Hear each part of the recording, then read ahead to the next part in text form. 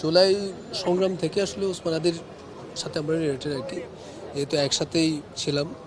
আর basically আমার ওদের সাথে গিয়ে ওখানে গিয়ে আন্দোলন করা হয়নি, এদিকে করা হয়েছে। সো ও একটা অ্যাসেট ভাই বাংলাদেশের জন্য, এরকম অ্যাসেট আসলে সবসময় হয় না। আর তার উপর হামলা মানে হচ্ছে পুরো বাংলাদেশের উপর হামলা।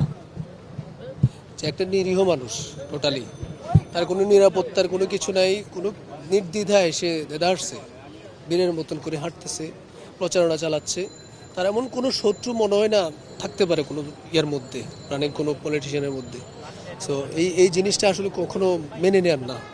এটা খুবই মর্মাহত হয়েছে আসলে আজকে ব্যাপারটা দেখে।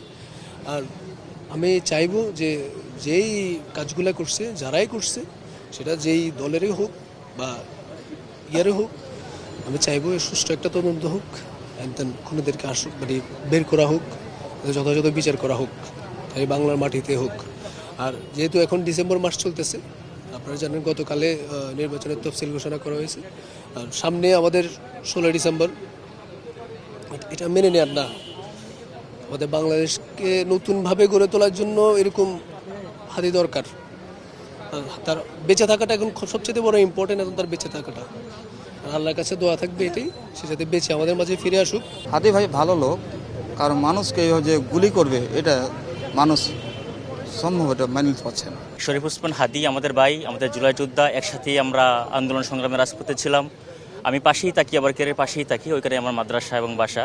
ওইখান থেকে খবর শোনা মাত্রই আমরা চলে আসলাম, এবং চলে আসা তো আমরা কিছু করতে পারবো না। আসলে আমরা হাদি ভাইয়ের জন্য দোয়া, সমর্থন, তার জন্য বুক কাঁপছে, এখনও সারা দেশ কাঁপছে।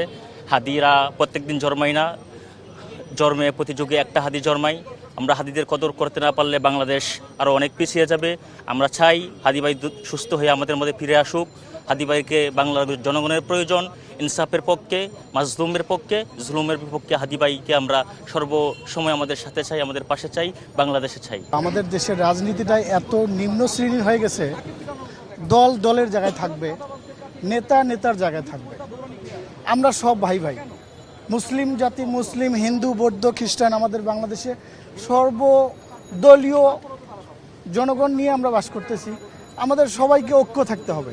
কিন্তু রাজনীতিতে আপনারা এক একজনের উপরে আক্রমণ, এটা কোনো মানুষই মেনে নিতে পারে না। এটা হাদি ভাই আমাদের একজন বীর সেনা, তার উপরে আক্রমণ করা মানেই পুরো জাতির উপরে আক্রমণ করা।